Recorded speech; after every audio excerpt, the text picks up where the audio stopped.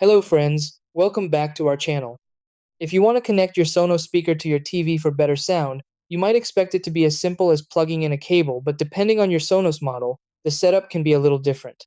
Some Sonos speakers connect directly using HDMI ARC or optical cables, while others rely on the Sonos app and Wi-Fi setup. This can make things confusing if you're not sure which method your speaker supports. The good thing is that once you understand the correct way to connect it, the process is quick, and the sound upgrade is immediately noticeable. Within minutes, you can enjoy clearer dialogue, deeper bass, and a much more immersive viewing experience. Try these.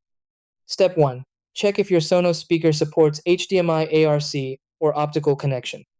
Step 2. Connect the speaker to your TV using HDMI ARC or optical cable. Step 3. Turn on both your TV and Sonos speaker. Step 4. Open the Sonos app on your phone. Step 5. Go to Settings, then System, then Add Product and follow Setup. Step 6. Set the Sonos speaker as your TV audio output.